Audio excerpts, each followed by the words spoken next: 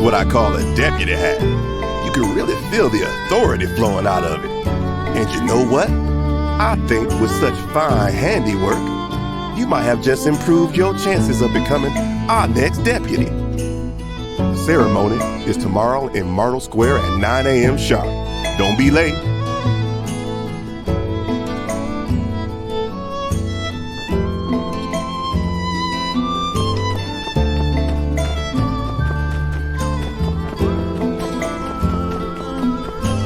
Environment is everyone's responsibility. Pet trees without permission.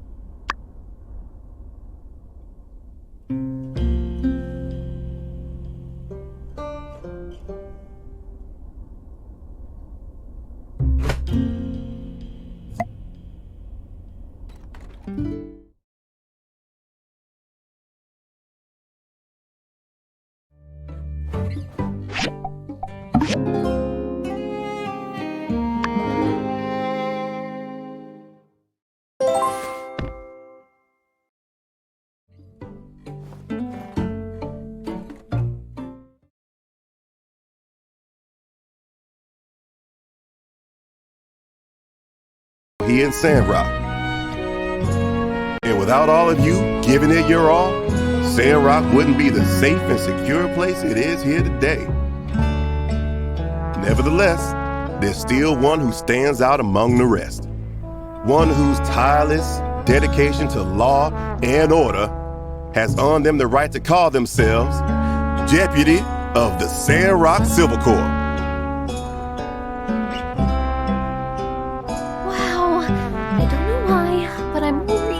nervous all of a sudden. I don't think he's going to pick one of us, do you? I mean, I know we're just builders, but... Now, I don't mean to tantalize you all. I'm sure you're on the tip of your toes wondering who I've chosen to be my deputy. So without further ado, our next deputy is known not could for be brute talking about strength, but me? nimbleness and wisdom. Our deputy brings a uniqueness to the team. I think he and is. fills in the gaps in our core skill set with raw, individual talent. With flowing black hair that Justice, shimmers in the really, sunlight you're too as they much. dish out hearty, heaping helpings of justice with elegance and finesse. Let's give it up for our next deputy, Captain Cat.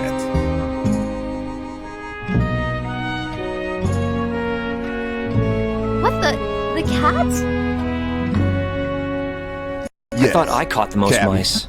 Or should I say, Deputy Captain, has not only been diligent in patrol work, but this year's mice incidents have fallen to an all-time low.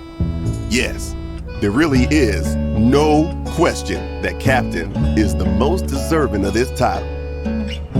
One more time, a round of applause for our new deputy. I'm so embarrassed, but congrats.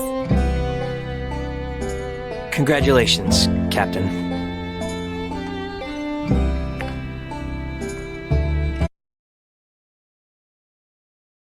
And now, to complete the ceremony, I will place the official deputy cap upon the head of our new deputy. Get on up here, Captain.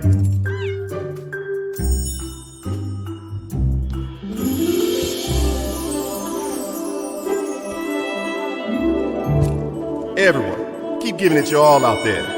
Dismissed.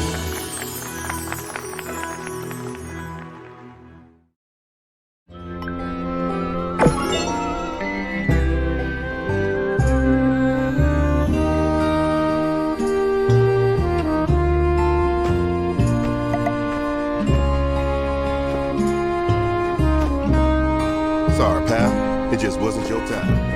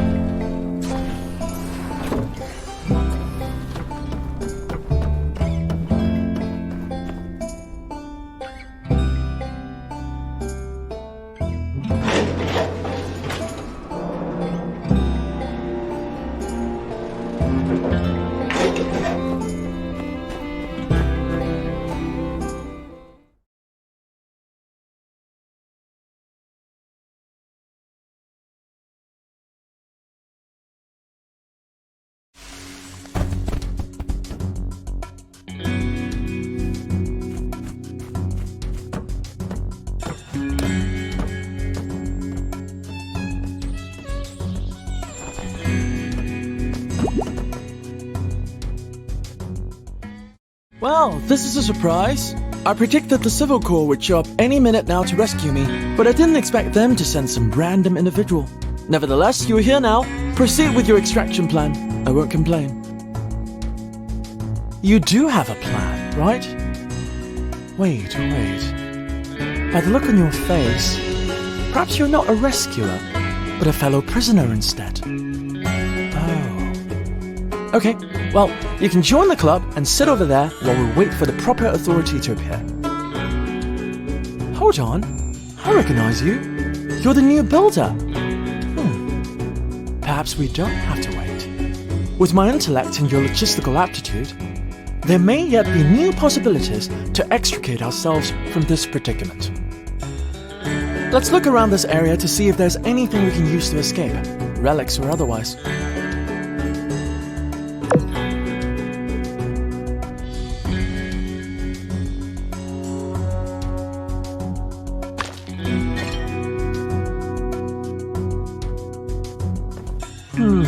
Perhaps if this machine were repurposed somewhat, it could be fitted with an engine. With enough propulsion, we could likely fly out through that hole in the ceiling. However, any minor miscalculation in trajectory might cause us to die, which would be suboptimal. Or perhaps just use your pick hammer to break it down into scrap. I'll leave it to your discretion.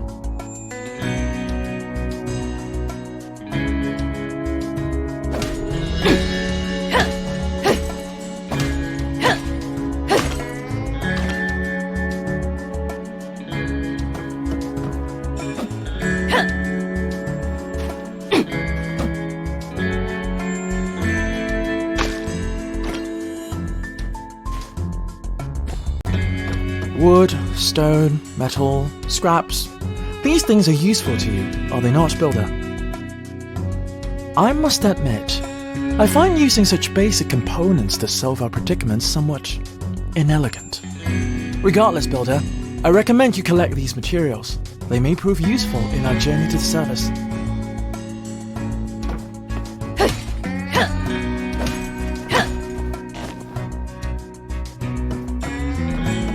This machine reminds me of something very obscure, something you never would have heard of. In certain old-world literature, it was imagined that time travel might one day be possible, if only I could go back in time and warn myself not to travel into this tunnel.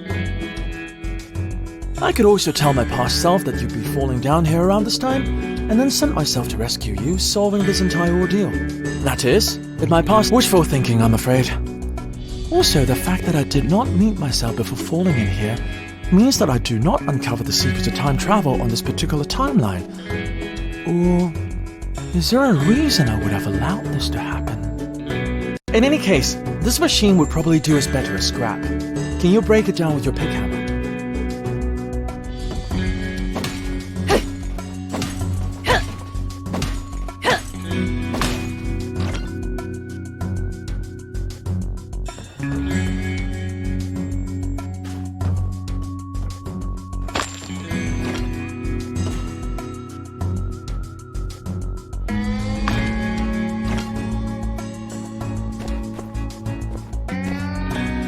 Looking up towards the skies for answers.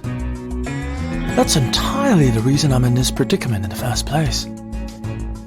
Well, Builder, our objective is rather straightforward, is it not? Exit through that gap above. Indeed, a mere difference in altitude has managed to contain us here.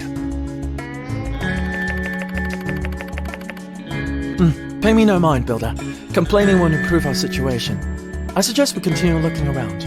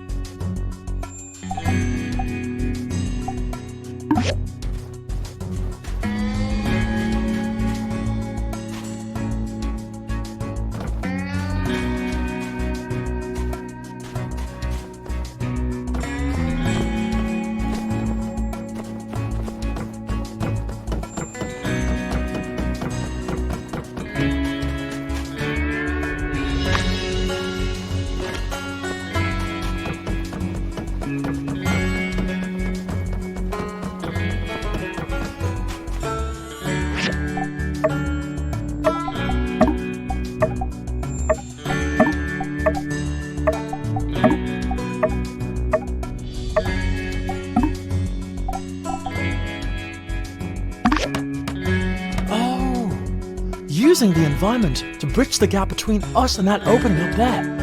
Brilliant! In any case, let's save our celebrations for the service. After you, Builder.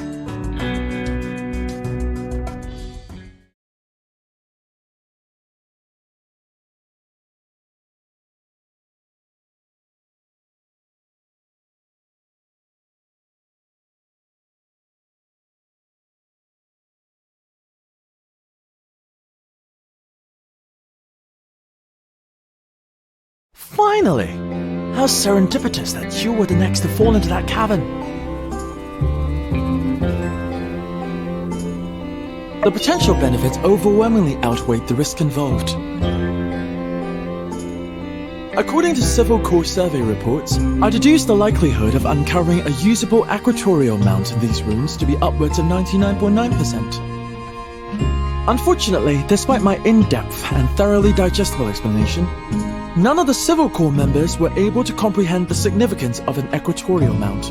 Thusly, it became imperative that I come here myself, and hence, our untimely meeting. My venture proved not only unfruitful, but also has caused a delay in my research. I must be heading back to the research center to make up for lost time. Perhaps I'll hire someone to continue the search for me. I'm glad you asked. In order to facilitate the expeditious referencing and notation of celestial coordinates, a rare old world relic is required, the equatorial mount. By aligning one rotational axis of a telescope's mount parallel to our planet's axis of rotation, an internal mechanism, known as a clock drive, will rotate the telescope over a period of a day in contrast with the rotation of our planet in order to compensate for its motion. Once this state has been achieved, one needs only adjust the right ascension and declination dials on the equatorial mount to find any celestial body in the sky in only a matter of moments, based, of course, on the celestial coordinates. I can. But your understanding of this subject is not really relevant to the matter at hand. Perhaps another time.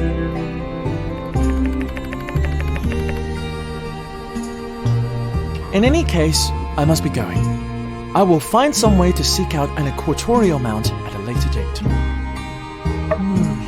Render unto builders the things that are builders. Indeed, you would be much more suited to the task. Surely you'll be able to find pieces of an equatorial mount in the abandoned ruins, likely on a lower level. Once you've found the pieces by diving in the ruins, you can use the restoration machine at Katori's museum to make it whole again. Please bring it to me at that point and not before. Goodbye.